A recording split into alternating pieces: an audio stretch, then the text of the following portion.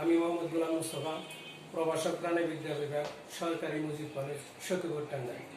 আজকে আমি অনলাইনের মাধ্যমে উচ্চ মাধ্যমিক জীববিজ্ঞান বিষয়ে 8ম অধ্যায়ে মানুষের কানের গঠন আলোচনা করব।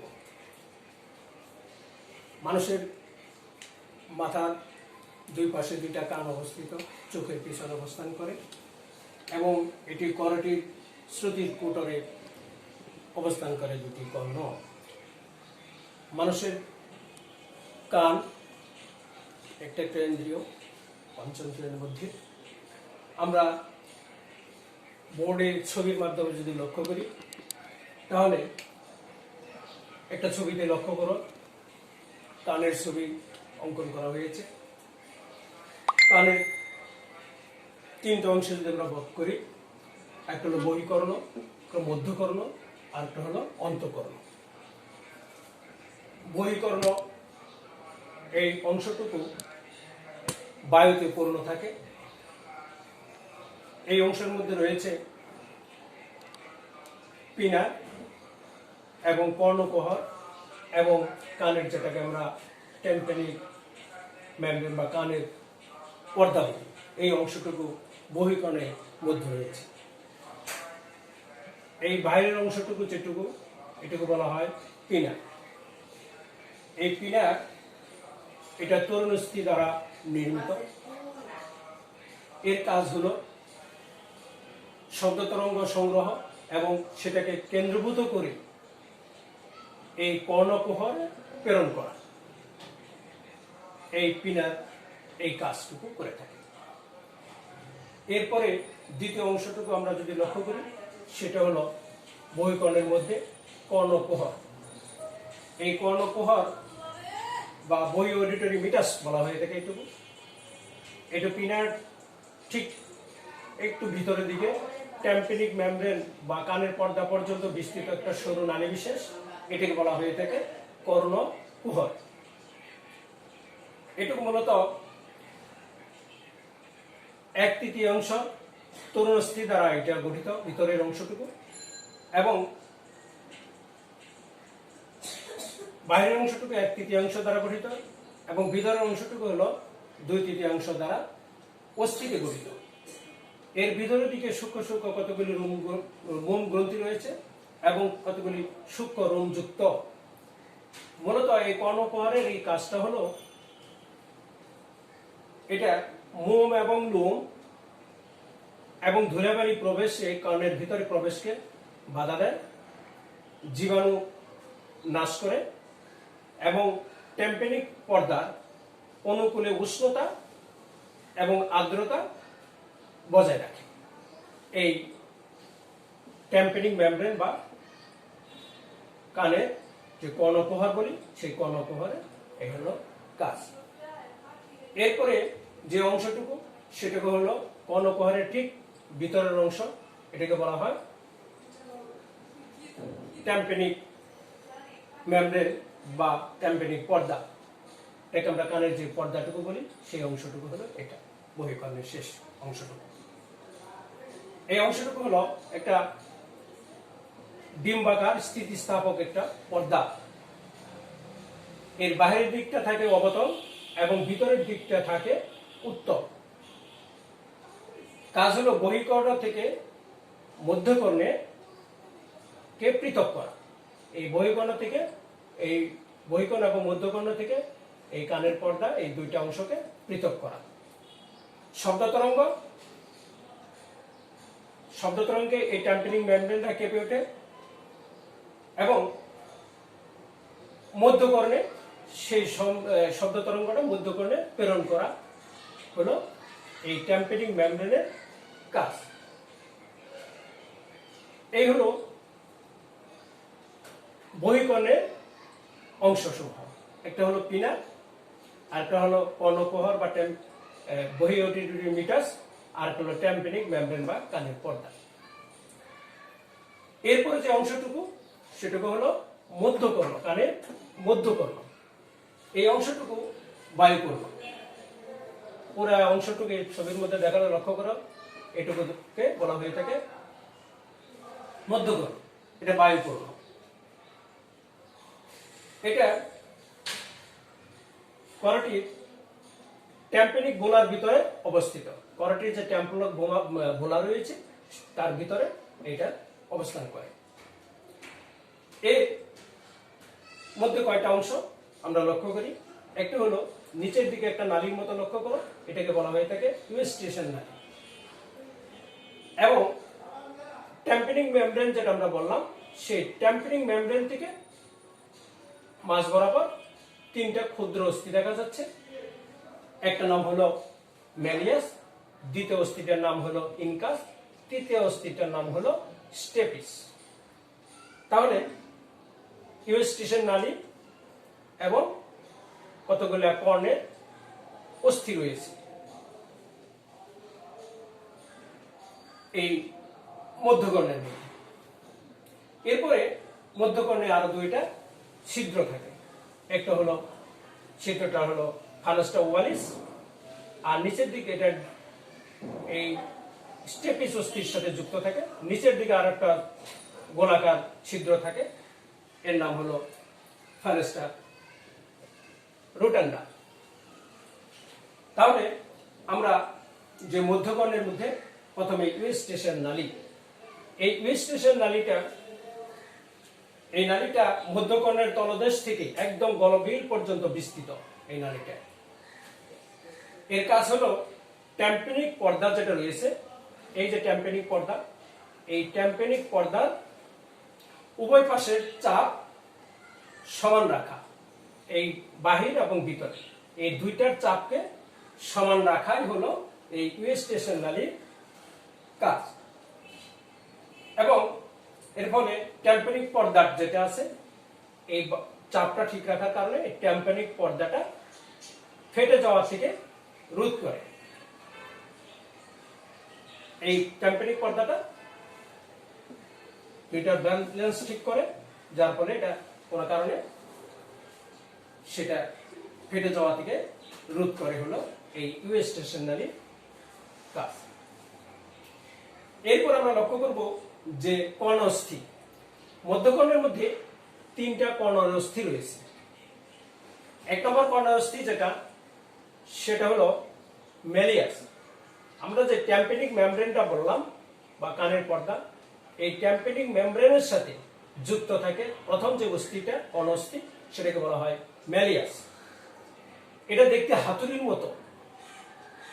এই ম্যালিয়াসটুকু একদিকে ট্যাম্পেনিক মেমব্রেনের সাথে যুক্ত, আরেক দিকে দ্বিতীয় যে অস্থি রয়েছে ইনকাস, এই ইনকাসের সাথে যুক্ত। এই অস্থিটা হলো ম্যালিয়াস, এটার গঠনাকৃতিটা হলো হাতুড়ির মতো। দ্বিতীয় যে অস্থিটা রয়েছে এর নাম হলো ইনকাস। এই ইনকাস অস্থিটা দেখতে নেহাইয়ের মতো, একদিকে ম্যালিয়াস অস্থির সাথে যুক্ত, আরেক দিকে তৃতীয় অস্থি যারা স্টেপিস, স্টেপিসের সাথে যুক্ত। অর্থাৎ ম্যালিয়াস এবং স্টেপিসের সাথে দুই দিকে যুক্ত রেখে মাঝখানে অবস্থান করে ইনকাস এই অস্থিটা। তৃতীয় যে অস্থিটা রয়েছে সেটার নাম হলো স্টেপিস অস্থি। স্টেপিস অস্থি যেটা, সেটা হলো তৃতীয় অস্থি। এটা ইনকাস অস্থির সাথে একদিকে যুক্ত, আরেকদিকে যে ডিম্বাকার একটা ছিদ্র রয়েছে, সেই ছিদ্রটার নাম হলো ফানাস্টা ওভালিস। লক্ষ্য করো এই ছিদ্রটা এটার সাথে যুক্ত থাকে এই অস্থিটা, এটা নাম হলো স্টেপিস অস্থি। স্টেপিস অস্থিটা দেখতে ঘোড়ার জিনের পাদানির মতো, যুক্ত থাকে ফানাস্টা ওভালিসের সাথে। এই স্টেপিস অস্থিটা মানব দেহের সবচেয়ে ক্ষুদ্র অস্থি, এবং অন্তঃকর্ণের মধ্যে যে তিনটা রয়েছে সবগুলি ক্ষুদ্র অস্থি, তার মধ্যে মানব দেহের মধ্যে সবচেয়ে ক্ষুদ্র অস্থি হলো এই স্টেপিস। এরপর আমরা লক্ষ্য করব যে এই যে অস্থিগুলো রয়েছে মধ্যকর্ণে, সেই অস্থিগুলোর কাজ। এগুলি মূলত শব্দ তরঙ্গ ট্যাম্পেনিক পর্দা থেকে, এই যে সব ট্যাম্পেনিক পর্দা অর্থাৎ পিনার মধ্যে যে শব্দ তরঙ্গগুলো আসে, সেই একীভূত হয়, একীভূত হয়ে বহি অডিটরি মিটাসের মধ্যে আসে বা কর্ণকুহরে, কর্ণকুহরে আসার পরে এই ট্যাম্পেনিক মেমব্রেনের মধ্যে আঘাত পায় এবং ট্যাম্পেনিক মেমব্রেনটা কেঁপে ওঠে। এরপরে এই শব্দ তরঙ্গগুলা মূলত এই ম্যালিয়াস, ইনকাস এবং স্টেপিসের মধ্যে চলে যায় পর্যায়ক্রমে এবং ফানাস্টা ওভালিসের মাধ্যমে অন্তঃকর্ণে প্রবেশ করে। তাহলে শব্দ তরঙ্গরা এই ট্যাম্পানিক পর্দার যে এই কাজটা কেঁপে ওঠে এবং অন্তঃকর্ণের পেরিলিম্ফের যে অন্তঃকর্ণের মধ্যে যে পেরিলিম্ফ রয়েছে সেই পেরিলিম্ফের মধ্যে এই অন্তঃকর্ণের পেরিলিম্ফে প্রেরণ করা হলো এই কর্ণ অস্থিগুলো কাজ। এখন এই মধ্যকর্ণে যে দুইটা ছিদ্র রয়েছে, ছিদ্রগুলো হলো উপরের দিকে যে একটা ছিদ্র রয়েছে এই ছিদ্রটা হলো স্টেপিসের সাথে যুক্ত। এই স্টেপিসের সাথে যুক্ত এই ছিদ্রটা, এটা একটা ডিম্বাকার একটা ছিদ্র, এটাকে বলা হয় ফানাস্টা ওভালিস। এখন এই ফানাস্টা ওভালিসের মাধ্যমে মূলত পিনার মধ্যে যে শব্দ তরঙ্গটা আসে একীভূত হয়, কেন্দ্রীভূত হয়, কর্ণকুহরে আসে, ট্যাম্পানিক মেমব্রেনে আঘাত করে, কেঁপে ওঠে, এরপরে পর্যায়ক্রমে ম্যালিয়াস অস্থি, ইনকাস অস্থিতে যায়, স্টেপিস অস্থিতে যায়, পরবর্তীতে এই শব্দ তরঙ্গটা এই ফানাস্টা ওভালিসের মাধ্যমে অন্তঃকর্ণে পরিবাহিত হয় বা প্রেরণ করে। দ্বিতীয় যে ছিদ্রটা রয়েছে এই ছিদ্রটা ফানাস্টা ওভালিসের ঠিক নিচে একটা ছিদ্র মধ্যকর্ণে, এটা দেখতে গোলাকার একটা ছিদ্র বিশেষ, এর নাম হলো ফানাস্টা রোটেন্ডা। এই ফানাস্টা রোটেন্ডা কাজ হলো মূলত যে শব্দ তরঙ্গ যেটা পিনার থেকে কর্ণকুহর, ট্যাম্পানিক মেমব্রেন, বিভিন্ন কর্ণস্থি হয়ে ফানাস্টা ওভালিসের মাধ্যমে অন্তঃকর্ণে প্রবেশ করে, সেই অন্তঃকর্ণে প্রবেশ করে অন্তঃকর্ণের যে গঠন রয়েছে, ভ্যালেন্স অর্গান রয়েছে অঙ্গ, আর একটা শ্রবণ অঙ্গ রয়েছে। এরপরে ভ্যালেন্স অর্গান এবং শ্রবণ অঙ্গরে এই শব্দ তরঙ্গটা প্রেরিত হওয়ার ফলে তাদের ফাংশন ক্রিয়া সম্পূর্ণ হয় এবং অতিরিক্ত যে কম্পনটা সেই কম্পনটা মূলত এই ফানাস্টা রোটান্ডা, যেটা এই ফানাস্টা রোটান্ডার মাধ্যমে অতিরিক্ত শব্দ তরঙ্গটা বেরিয়ে আসে এবং প্রশমিত হয়ে যায়। এই কাজটা করে থাকে হলো এই ফানাস্টা রোটান্ডা, এই ছিদ্রটা।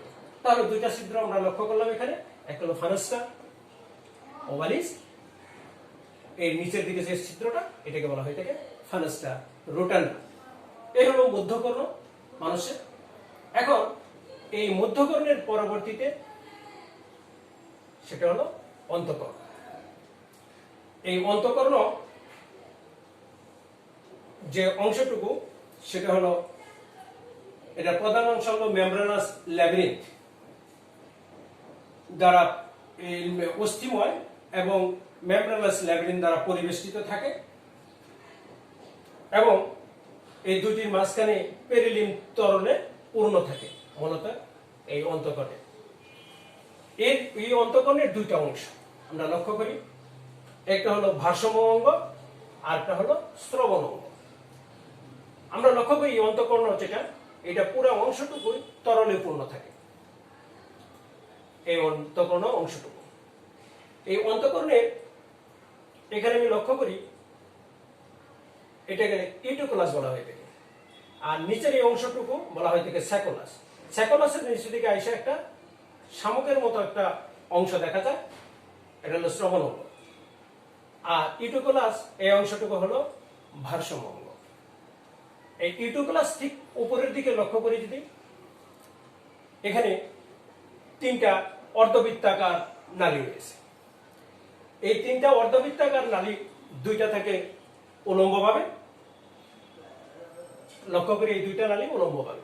আরেকটা নালী যেটা রয়েছে সেটা হলো নিচের দিকে, এটি থাকে অনুভূমিকভাবে। এই তিনটা নালী রয়েছে। এই তিনটা নালীর গোড়ার দিকে আমরা লক্ষ্য করি, এই গোড়ার দিকে গোলাকার অংশ রয়েছে, এটাকে বলা হয় অ্যাম্পুলা। এই অ্যাম্পুলার ভিতর রয়েছে কপলায় আবৃত কতগুলো সংবিধি রোম। সংবিধি রোম রয়েছে, সেগুলা দেখতে কতগুলা গোলাকার অটলিতের দানার মতো এবং সংবিধি রোম রয়েছে। মূলত সেগুলি কপলায় জেলেটিন নামক আবরণে আবৃত থাকে। এটা মানুষের যখন কোনো দিকে যদি শব্দ তরঙ্গ আসে আমরা কানকে সেদিকে লক্ষ্য করি, আমরা সেদিকে শোনার চেষ্টা করি এবং এটা দেহের ভারসাম্য রক্ষা করে। এবং আমরা কোনো এর ভিতরে যে আমরা কপলায় আবৃত কতগুলো অটলিতের দ্বারা সংবেদী রুমযুক্ত রয়েছে, সেগুলি যদি আমরা মাথা কোনো দিকে হেলে দিই সেগুলি হেলে যায় এবং আমরা যখন মাথাটা সোজা করি তখন সোজা হয়ে যায়, সঙ্গে সঙ্গে দেহের ভারসাম্য রক্ষা হয়। তাহলে এই অংশটুকু হলো ইউটিকুলাস। ইউটিকুলাসের উপর দিকে 3টা অর্ধবৃত্তাকার নালী রয়েছে এবং সেগুলি অটলিতের দানা যেগুলি রয়েছে সেগুলি ক্যালসিয়াম কার্বনেট দ্বারা গঠিত এই অবস্থায় থাকে। মূলত ইউটিকুলাস, স্যাকুলাস এবং অর্ধবৃত্তাকার নালী এগুলি মূলত সম্মিলিতভাবে শ্রবণ এবং দেহের ভারসাম্য রক্ষা করে। এরপর যদি আমরা লক্ষ্য করি নিচের দিকে যে অংশটা, এটাকে বলা হয় স্যাকুলাস। স্যাকুলাসের ঠিক নিচের দিকে যদি লক্ষ্য করি, এটা দেখা যায় যে একটা শামুকের মতো দেখতে, শামুকের যে খোলস রয়েছে সেই খোলসের মতো দেখতে। এটাকে মূলত কক্লিয়া বলা হয়। এটা মানুষের প্রধান শ্রবণ অঙ্গ, এটা মানুষের প্রধান শ্রবণ অঙ্গ, এটাকেই কক্লিয়া বলা হয়ে থাকে। এখন এটা দেখতে আমরা বললাম যে এটা একটা শামুকের খোলস, পেঁচানো শামুকের খোলসের মতো এটা রয়েছে।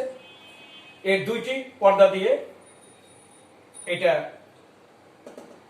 আবৃত থাকে, অর্থাৎ 2টা পর্দা এবং 3টা সমান্তরাল অনুদৈর্ঘ্য প্রকোষ্ঠে বিভক্ত। উপরের দিকে যেটা থাকে সেটাকে বলা হয় পেরিলিম্পে পূর্ণ স্ক্লেরা ভেস্টিবুলি বলা হয়ে থাকে। আর ঠিক এই যে শামুকের মতো দেখলাম, এটাকে যদি আমরা লম্বা করে নেওয়া হয় তাহলে তার উপরের দিকে সেটা স্ক্লেরা ভেস্টিবুলি বলি আমরা, সেটা পেরিলিম্পে পূর্ণ। এর মাঝে যে অংশটুকু থাকে সেটা এন্ডোলিম্পে পূর্ণ থাকে, সেটাকে বলা হয় স্ক্লেরা মিডিয়া। এবং নিচের দিকে যে প্রকোষ্ঠটা থাকে সেটা পেরিলিম্পে পূর্ণ থাকে, সেটা হয় স্ক্লেরা টেম্পেনি বলা হয়ে থাকে। এবং মাঝখানের যে স্ক্লেরা মিডিয়া থাকে সেই স্ক্লেরা মিডিয়াটা উপরের দিকে রেসনার ঝিল্লি দ্বারা আবৃত এবং সেটার নিচের দিকে যেটা থাকে সেটা থাকে ব্যাসিলার ঝিল্লিতে আবদ্ধ। অর্থাৎ কক্লিয়ার ঊর্ধ্ব এবং নিম্ন প্রকোষ্ঠের একটি নলাকার অংশের সাহায্যে পরস্পরে সেটা যুক্ত থাকে। সেটার যে প্রান্তের দিকে যেটা রয়েছে সেটাকে আমরা বলি যুক্ত, যেটা থাকে দুইটাতে একটা ঘুরানো অংশের মতো, সেটাকে বলা হয় হেলিকোট্রমা। মূলত কক্লিয়া শ্রবণ উদ্দীপনা গ্রহণ করে এবং তার স্নায়ুর মাধ্যমে মস্তিষ্কে প্রেরণ করে থাকে। তাহলে আমরা এই অন্তঃকর্ণের একটা ভ্যালেন্স অর্গান যেটা আমরা লক্ষ্য করলাম, ইউটিকুলাসের উপরে 3টা অর্ধবৃত্তাকার নালী এবং তার সাথে অ্যাম্পুলা, অ্যাম্পুলার ভিতরে অটলিতের দানা এবং সংবেদী রুম রয়েছে, সেটা আমাদের দেহের ভারসাম্য রক্ষা করে। নিচের দিকে স্যাকুলাসের যে নিচের অংশটুকু রয়েছে শামুকের মতো যেটা বললাম, সেটা আমাদের শ্রবণ অঙ্গ, যা আমাদের শুনতে সাহায্য করে। এছাড়াও আমরা লক্ষ্য করি এই উপরের দিকে যে ইউটিকুলাস এবং এই যে কক্লিয়া রয়েছে, এখান থেকে কতগুলা স্নায়ু বেরিয়ে আসছে, এইটাকে ভেস্টিবুলার কক্লিয়ার স্নায়ু বলা হয়ে থাকে। মূলত এই স্নায়ুগুলা মস্তিষ্কে প্রেরিত হয় এবং এই মস্তিষ্কে আমাদের দেহের শ্রবণে এবং ভারসাম্য রক্ষা করতে নির্দেশনা দিয়ে থাকে। তাহলে সুপ্রিয় ছাত্রছাত্রীরা, আজকে তোমাদের যে 8ম অধ্যায়ে মানুষের কানের গঠন চিত্রের মাধ্যমে বর্ণনা করলাম, এই চিত্রটা ভালোভাবে অঙ্কন করে তার বহিকর্ণ, মধ্যকর্ণ এবং অন্তঃকর্ণ অঙ্কন করে তার লেবেলিং করে তার প্রত্যেকটা অংশ নাম মুখস্থ করবে এবং প্রত্যেকটা বহিকর্ণের অংশের কোন অংশের কি কাজ, মধ্যকর্ণের কোন অংশের কি কাজ এবং অন্তঃকর্ণের কোন অংশের কি কাজ, সমস্ত কাজগুলো মুখস্থ করবে। আগামী ক্লাসের অনলাইনে ক্লাসে জীববিজ্ঞান 2য় পত্রের ক্লাস আমন্ত্রণ জানিয়ে সবাইকে ধন্যবাদ জানিয়ে শেষ করছি। আল্লাহ হাফেজ।